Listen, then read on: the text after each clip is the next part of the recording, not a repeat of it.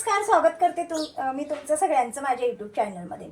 आज आपण ना आपलं शोल्डर का उतरते, मुंड्याजवळ चुन्या का पडतात, आपण कोणती चूक करतो अशी मापं टाकताना, ते आज ह्या व्हिडिओमध्ये आपण बघणार आहोत।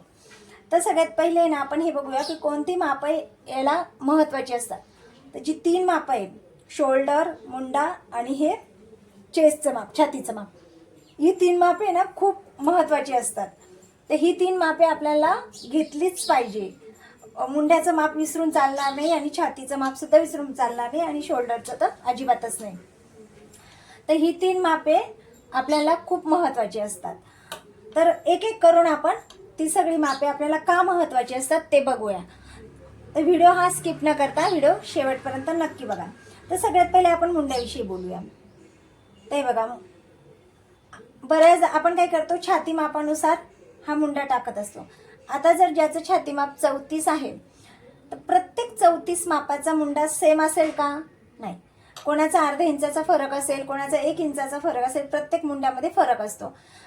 आपण एकाच पॅटर्नवरून प्रत्येकाचं ब्लाऊज नाही शिवू शकत, कारण प्रत्येकाचा मुंडा वेगळा असतो, शोल्डरचं माप वेगळं असतं। त्यामुळे ना जेव्हा आपण हे मुंड्याचं माप टाकतो ना, तर छाती मापानुसार आपण फॉर्म्युला वापरून ही लाईन तर आपल्याला घ्यायची आहे, कारण ही लाईन आपल्याला कितीवर घ्यायची हे आपल्याला जोपर्यंत आपण फॉर्म्युला काढत नाही तोपर्यंत नाही समजत। आपण प्रत्येक वेळेस 6 वर ही लाईन नाही टाकू शकत। पण जेव्हा आपण हे गोलमध्ये आकार देतो ना, तो दिल्यानंतर मात्र आपण जे अंगावर जर माप घेतलं असेल तर मुंड्याच्या अंगावर जेवढं माप आलेलं असेल ते बघायचं आहे आणि आपण जे घेतलेलं माप आहे ते बघायचं आहे। ते आपलं सेम आलं पाहिजे। इथून 1.5 इंच शिलाई मार्जिन सोडून द्यायची, इथून अर्धा इंच सोडून द्यायची आहे आणि हे जे मधलं माप आहे ना ते आणि आपण जे अंगावर माप घेतले ना ते सेम आलं पाहिजे। आणि हे माप मोजताना आपल्याला पुढच्या मुंड्याला मोजायचं आहे, मागच्या मुंड्याला न मोजता पुढच्या मुंड्याला मोजायचं आहे, ते माप बरोबर आलं आहे की नाही।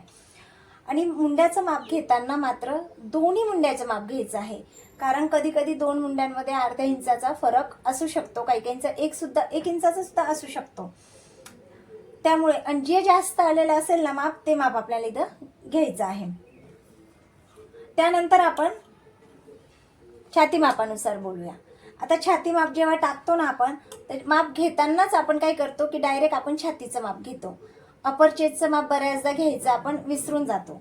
पण काय होतं, अपर चेस्ट आणि फुल बस्ट म्हणजे जे छाती, मेन छाती आहे आणि छातीचा वरचा जो भाग आहे तो, त्याच्यामध्ये कधी कधी 2 इंचाचा 4 इंचाचा फरक असतो।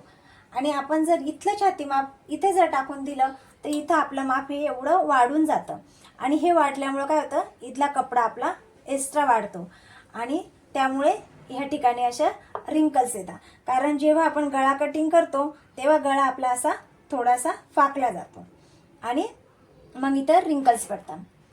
आणि जेव्हा आपला डीप नेक असतो ना, मोठा गळा असतो ना, 8, 9, 10 याच्या पुढे जेवढा गळा असतो ना, इथं कोणत्याही प्रकारची लुझिंग द्यायची नाही आहे। लुझिंग दिल्याने काय होतं, हा गळा मोठा असल्यामुळे हा फाकला जातो आणि हा कपडा इथे जमा होतो, इथे म्हणा इथे कुठे एवढ्या ठिकाणी जमा होतो आणि इथे चुन्या पडतात, किंवा मग हा गळा लूज पडतो आणि शोल्डर उतरायला लागतं। कधी कधी गळ्याच्या ह्या साईडला देखील अशा घड्या पडतात, तर त्यामुळेच पडतात। तर जेव्हा आपला गळा मोठा असतो ना तेव्हा आपल्याला लुझिंग नाही द्यायची आहे। जेव्हा आपला हाय नेक असतो ना, बोट नेक, कॉलर नेक, तेव्हा आपल्याला इथं लुझिंग द्यायची, कारण आपण जेव्हा माप घेतो ना तेव्हा आपण कपड्यावरून माप घेतलेलं असतं आणि थोडंफार त्याच्यामध्ये अर्धा इंच तरी आपलं वाढलेलं असतं। त्यामुळे इथे कोणत्याही प्रकारची डीप नेकमध्ये आपल्याला लुझिंग द्यायची नाही आहे। आता येऊया शोल्डरकडे। आता शोल्डरचं जेव्हा माप टाकायचं असतं ना तेव्हा सुद्धा आपण कधी कधी शोल्डरचं माप अंदाजी टाकून देतो। डीप नेक हे म्हणून 5.5, 5 वर टाकूया। हाय नेक हे तर मग हाय नेक असल्यावर तर घेतोच आपण, पण डीप नेकमध्ये सहसा आपण शोल्डरचं माप हे अंदाजी टाकतो। तर तसं नाही करायचं आहे। जरी डीप नेक असला, जर 40च्या पुढं माप असलं तर त्यांचं शोल्डर देखील मोठं असतं आणि शोल्डर मोठं असल्यामुळे ही गळ्याची रुंदी देखील जास्त असते। तर तिथं आपल्याला अगदी 2 इंचाची किंवा 2.25 इंचाची गळारुंदी घेऊन नाही चालत। तर शोल्डर हे प्रॉपर पद्धतीने आपल्याला मायनस करता आलं पाहिजे। जेव्हा डीप नेक असतो ना तेव्हा शोल्डर किती मायनस करायचं हे आपल्याला माहिती असलं पाहिजे। किंवा आपल्याला कस्टमरला बऱ्याचदा आहे ना शोल्डर पट्टी एवढी मोठी नको असते, मग छोटी शोल्डर पट्टी पाहिजे असते। तर छोटी शोल्डर पट्टी पाहिजे जर असेल तर आपण काय करतो, इकडून आपण हे कमी करून टाकतो हे बघा ह्या प्रकारे आपण हे कमी करून टाकतो आणि एवढीच शोल्डर पट्टी पाहिजे. पण इथं कमी केल्याने ना प्रॉब्लेम आपला, पट्टी तर छोटी होऊन जाते पण काय होतं, एक तर गळा हा खूप असा इकडे खेचला जातो, नाहीतर मग काय होतं शोल्डर उतरतं. याच्याने देखील आपलं शोल्डर उतरतं, कारण गळा हा त्याच्या जागेवर प्रॉपर बसत नाही, कारण आपण एका साईडने खूप जास्त शोल्डर कमी करून टाकलेलं असतं.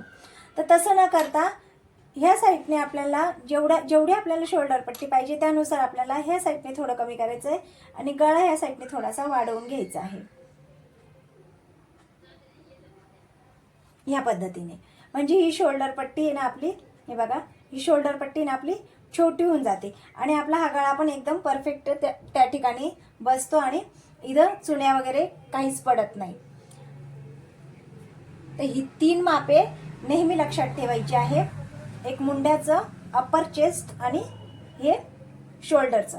अप्पर चेस्टचं माप हे अतिशय महत्त्वाचं आहे, कारण फुल बस्ट आणि अप्पर चेस्टमध्ये प्रत्येकाच्या मापामध्ये अर्ध्या इंचापासून ते 5 इंचापर्यंत फरक असतो आणि हे माप इथं टाकल्यानेच आपल्या ह्या ज्या आहेत ना ह्या चुन्या तयार होता, गळा लूज पडतो, चुन्या तयार होता, शोल्डर उतरतं, मुंड्यामध्ये ब्लाऊज लूज होतं.